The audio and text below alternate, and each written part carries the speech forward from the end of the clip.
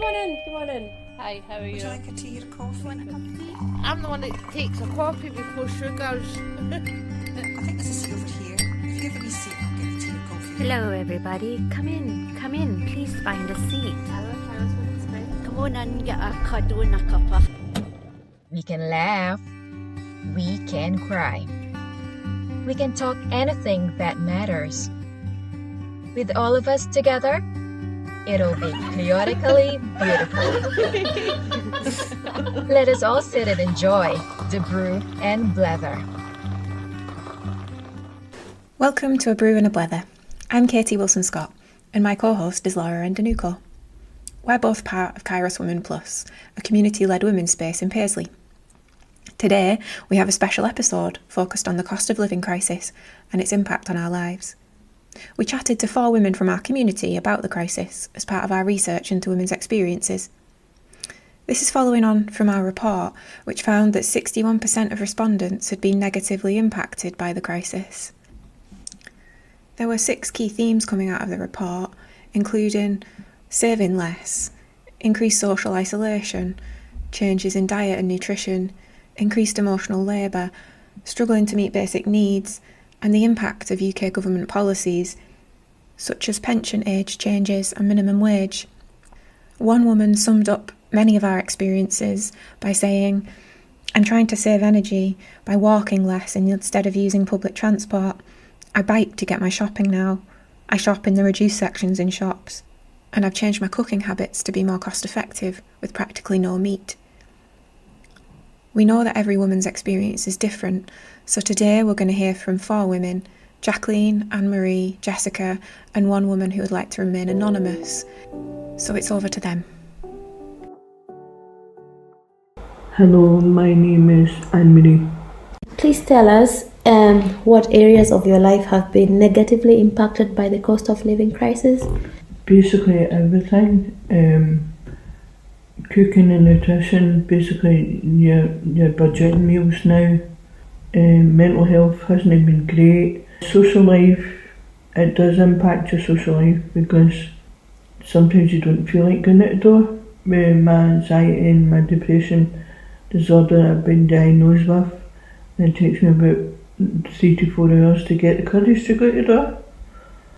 Transport's terrible at the moment with the buses and the full roads getting dug up and the trains being in strike and not being here and being here and whatever. So basically I've had to depend on taxis. Energy use, I'm going through about £120 a month on gas and electric itself, so basically that's £240 a month. Life in general is heading and challenging on your mental well-being. Like food has just went through the roof and there's no end to it.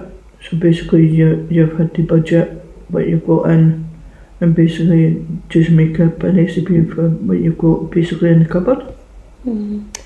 Are you saying there are some things that you would be able to do before and like things you would do for your mental health and you're not able to access them because of how you're doing financially because other things have become expensive? Like you said, you're having to use taxis instead of like public transport. Is that stopping you from doing activities or things that you would have done to help your mental health?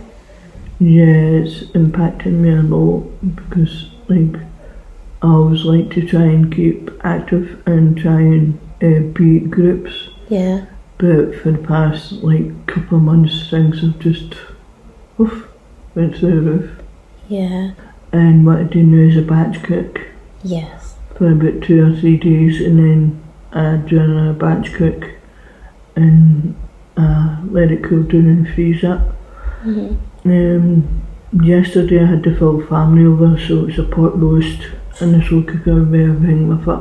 Yeah. Basically what was in the cupboard get flung in the pot. Yeah.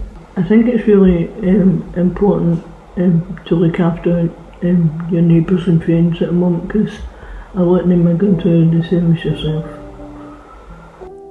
Thank you to Anne-Marie for sharing her story. Next up we have Jessica talking about £2 bus fares, the stigma of not having enough, and what it's like not having a backup. My name is Jessica Gunn. I am a law student at the moment. So we're going to start by talking a little bit about how cooking and nutrition has been impacted by the cost of living crisis. Can you tell me about that? I've realised I have to cut down my food quantity and food, and not just that, like I'm looking at some foods like unhealthy foods like chocolates, your crisps. They seem to be more reasonable and they're putting them down price, but when you're trying to eat your 5 a day to give me the nutrition and healthiness, to give you benefits to get more energy, but it's not making sense. They should be making a lot more healthy foods and fruit and veg more reasonable for people to survive on. Even like also in the fact that even like maybe give us tips like if we can't afford food, maybe able to show us how you could plan your own garden to grow your own vegetables. Yeah, that's a really good idea, Jessica. So there's something there about you feeling like unhealthy food is cheaper and healthy food is harder to get hold of because it's so expensive. Yes. I think it's a very good point. And it's hard to like show people with a disability like how the food preparation is, because I get really stressed and I go, how do you cut this up? How long does it need to be for? And it's quite unhealthy to think how we sometimes need to look at some foods and say, oh, there's a microwave maybe or 2 of your 5 a day, but you don't know what ingredients or the chemicals are going into that food. But if they reduce the price in the healthy foods such as fruit and veg, so we can eat at 5 a day, and then we would feel the benefits and the nutrition we're getting. Definitely. You need to be in the government, Jessica. I've been going into my University of Paisley, UWS, to do my honours in police and criminal justice. But when I look after doing them years at the UWS, I wanted to progress to become a prosecutor, fiscal or solicitor in criminal defence. But looking at this cost of living, it's going to be a struggle because you don't have family to turn to get an income. And I was a cleaner during when I was staying down in Dumfries till I got told, oh, someone's took your job due to they come back and you're on the waiting line and you need to juggle money and not just that, you need to rely on second-hand shops to give you money, that you need to pawn something in these second-hand shops means like you give someone the item but they give you cash, but when the time comes to you pick it up, you don't have the money and you end up losing the item but lost so much money. Yeah, it's the knock-on effect. Yes. And I think what you said there about not having a backup is a really good point, and I think a lot of people don't always realise that lots of us don't have that backup to be able to turn to someone and be like, can you just help me out with this? Yes. Yeah. And in Scotland we call that a bear week. No money. I like it. Yes. Scotland's always got the right lingo. Yes. I'm scared, help me. So what about your social life, Jess? Has that been impacted in any way? How is this when social life? So like some people told us in the report that we did around the cost of living that they didn't go out as much because they couldn't afford going to places to buy drinks and coffees and food, so they just stayed in a lot more. With the social life, I've noticed sometimes you feel like you're making friends till you go home. It's like shut the door and it's like okay watching telly, but it's no one coming round to your house because you don't want to say and feel embarrassed. Oh, by the way, I don't have much food in or that sort of thing. Oh, I've noticed like the past wee while, I've only been the one in the past year compared to years before that. I was going to various music events, and also the social life is this. You go, I can't do it, can't go out, like have your friend says, oh, do you want to come out with me? And you say, I can't, and you don't want to say, oh, by the way, I don't have any money. It's like you try and make some ways to go around it. It says, oh, I've got to look after the dog and that sort of thing, etc. But you just feel so ashamed. You feel like you can't tell the truth about it. Yes. Because people aren't going to understand. Yes. Yeah. Also, there's that feeling, like, and you might not have this, but like where you feel like you're burdening other people by saying it, like, because then they might, if they're your pal, they might say, oh, I could just get it for you. Yes. But you don't always want that, do you? No, that's the thing. Then it's going to be always back and says, oh, remember that time I helped you? And you go, hold on a minute, I don't know, I don't have the money. They always have that, you always have that stigma attached to them. Yeah, that's a really good way to describe it. Stigma is definitely part of it, isn't it? So what about transport? So thinking about like public transport and getting around. Fairness, like, I gotta admit, like, when I went down to my dad's down in London, the transport system, I gotta admit, like, maybe I'm thinking of wrong, but I thought it was more reasonable due to the buses, like, it's £1.75 a single, and notice that you top up your Oyster cards, maybe £20, £10, but if you tap on that price within order, say, like, it's like going to London, you're going to go to Wimbledon, then my dad's next stop's Mitcham. If I make that next stop to Mitcham, I would get that second journey free. But when staying in Scotland all my life, I noticed like people are not always fortunate to get bus passes due to their benefits getting stopped, or it could be a change in the benefit systems, like preventing them. But with London's transport, they had this Oyster card system that is so much easier, and also like it's so convenient, like to get to places like by going in the underground as well. But Scotland doesn't seem to have that. In England, they do a brilliant thing at the moment. So they've made all their fares £2. Doesn't matter if they're saying you're going to Carlisle to Newcastle, it's still £2. That full journey isn't going to say £5, £6, £10. If you don't have money for all day tickets, like £5.20 with the McGill's bus service, it's like you say, I can't do it by two singles, because if you have doctors around, you may have children to take to nursery. It's like such a stressful thing, and that's not always about getting a car, because you're even getting disadvantaged for going into the city because of this red zone. Don't talk to me about the red zone, because I'll tell them stick up the heat. You like the idea then of what England have got, where you can get the £2 fares. It's as if they're thinking about people not being able to afford it just now because of the cost of living crisis, isn't but it? £2 a single could get them to doctors. Like, I know, like, you may say, well, £2, wait a minute, I'm going £2 to Newcastle, but that £2 could take a lot if you have a wee pharmacy. So I can't take you this place, but £2 could take them to a good distance, but a wee park or a beach could be maybe out in the field, like going to Lards, for instance, going to Paisley to Lards for £2, and you could take a wee picnic. Yeah, that's a good point. So you're talking about like being able to have cheap days out when you've got good public transport. Yes. Yeah, well, thank you very, very much for sharing your experiences. Perfect. Thank you very much, Katy and Laura, for listening to my story. Next up, we've got Jacqueline, exploring second-hand shopping, budgeting and home cooking. Hi, I'm Jacqueline Wild. I'm a volunteer here at Kairos. Awesome.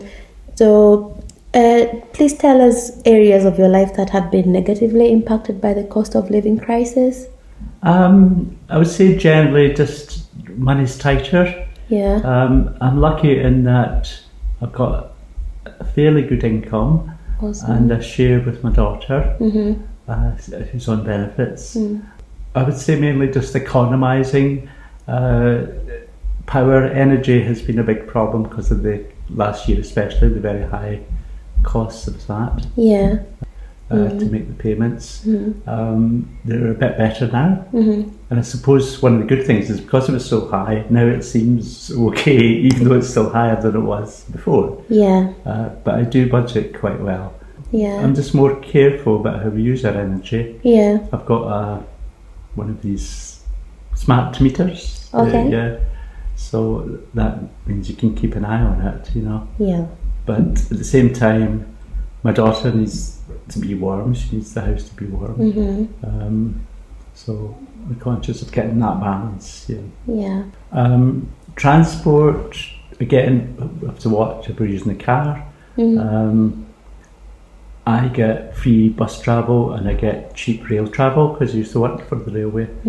So that's not been affected really. In terms of social life, going out, things like going out to eat is affected. You just go out to eat much more often. And now if you go out, the two of us, it's going to cost £70, you know. So I've noticed a big difference there. Things like coffees, and you have a coffee and a cake, you're talking nearly £10. So I don't do that as much. When I think about it, I think I'll have a coffee before I go out rather than having one at the station. Oh, yeah. So, and has that affected your social life? To some extent, I do like going out to eat. Yeah. But I still do it, but just not as often. I go to a lot of things that are either free or not costly. Sometimes look specifically for things like that. a lot of my social life is to do with me going out to perform. Yes. So I combine the two things, you know. Yeah. I was going to say, in terms of food, I do cook everything from scratch. All right. So I'm quite careful about what I buy and make sure that all the food's used. And I'm quite good at, say, with vegetables, using vegetables that haven't been used that week to make a stock, things like that. Okay. I plan my menus. I reckon I can eat very cheaply if I have to. But it also means that I can then have things that are more expensive now and then because of the way we eat. You know, we don't buy anything pre-made, which is always more expensive. Oh yeah, just with clothes and things. And, So I've always shopped at charity shops ever since I was left home, really, because I just like them apart from anything else. It's not just the money, but often it was the money. And now, although sometimes it's cheap shopping in Tesco's as it is in a charity shop sometimes, but I really like the stuff you get there. Plus, I'm a great believer in eco fashion and not supporting the fast fashion industry. I'm very aware of even the ones that say they're good often really look into it, it's not so good. Yeah. So I'm quite interested in that whole area, and I do tend to buy most of my clothes second hand. You know, the money's not going to profit, basically. Yeah, it's good for your pocket and it's good for the earth. Yes, Yeah. exactly. Yeah. Thank you for sharing your story You're with welcome. us. Thank you. And last but not least, our anonymous woman shares her experience of Community Soup, our cost of living project, which involves a hot bowl of soup every Tuesday. So, are there areas in your life that have been affected negatively by the cost of living crisis? Well, I was in a bit of arrears with the energy payments, but I managed to get. I'm now back in credit because I was in arrears when the energy price cap went up. Yeah. Increased, and oh God, I hope they don't increase it up further and further because that means I wouldn't be able to budget for food and that. So, and it did go up, and I thought I had to. I couldn't go. I had to tell my support worker that I couldn't go shopping there anymore. You know, and I had to rely on just drinking water all the time. So it's having to use more money for one thing for one basic need, and then lacking another basic need. Yeah. When the energy price cap went up, and also when the food inflation gone up as well, then that does impact greatly. You know, your needs and your mental health and your living needs.